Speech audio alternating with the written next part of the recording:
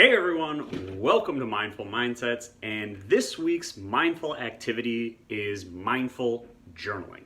So gratitude journals are one of the most successful psychological interventions, and I actually think one of the reasons why they're so successful is they're really easy to start. You can just get a notebook and write down 3 new things you're grateful for each day. You can use a Word document. I prefer a physical notebook, but there's certainly nothing wrong with using a computer, and it doesn't even have to be gratitude. In fact, I call mine gratitude journals, but I don't really think of gratitude. They're more of what I call what went well journals or positivity journals, where I just write down at least 3 new things every day that went well, that I enjoyed that day. And it really helps you look for more positives. We look for negatives, we tend to be more negative and notice more negative things, and this really helps us rewire our brains to look for the positives as well. So I'm not saying we should discount the negatives. It's important to attend to negatives when we can do something about them, but we tend to discount positives. And one of the most important things about doing a journal like this is writing down small positives. So you won't discount big positives, you won't discount your wedding or anything big like that. And it's great to write things like that down, but really just writing down the silly, small positive moments. When that little girl that you walked by smiled brightly at you, when that person was laughing hysterically, or you saw a leaf that you liked, or the sky was particularly beautiful. We don't discount small negatives, so let's make sure we don't discount small positives either. So the way to start this journal, I think the best way to do it is just to commit to doing it for 1 week and write down 3 new things every day. So you can just write down 3 things that went well during the day that you found positive.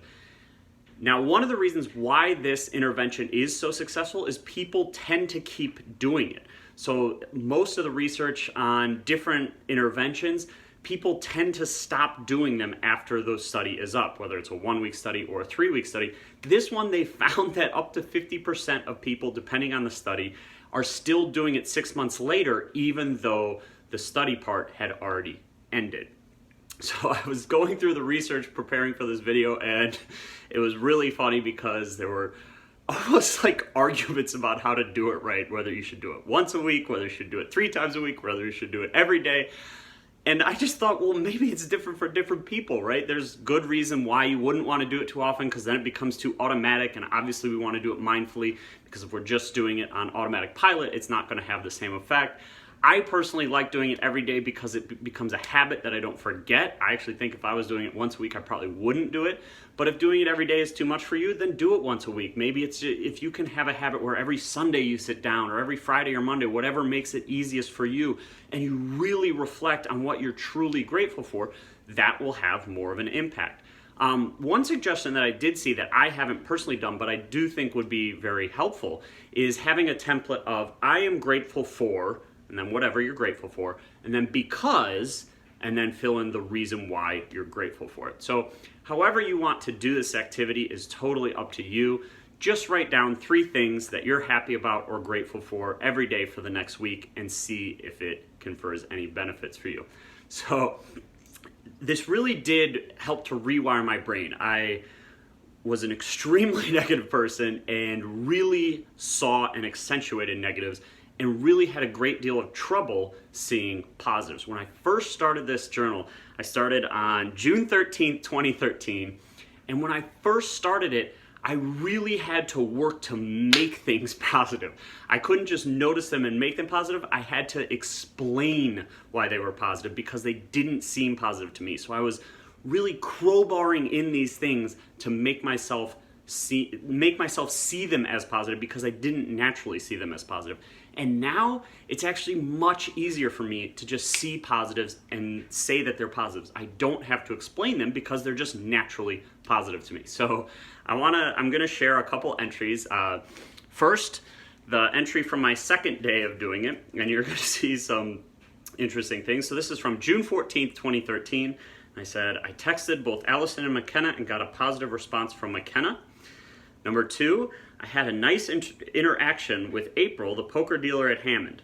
I interpret her actions as meaning she is attracted to me. So again, I had to explain. I couldn't just say a nice interaction was positive. Nowadays, I would never try to interpret that event and try to explain why it's positive. I would just say I had a nice interaction with her.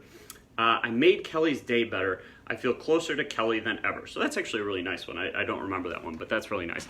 So hopefully, eventually, you won't even have to explain why they're positive. It'll just be easy for you. So here's some entries from several months ago. I don't want to share my most recent ones just in case there's some, inflammatory things that people could know about me. So this is from a while ago, and number one is Ajahn Brahm talk. So I watched an Ajahn Brahm talk about double dukkha, which is double suffering, so don't add on to your sufferings.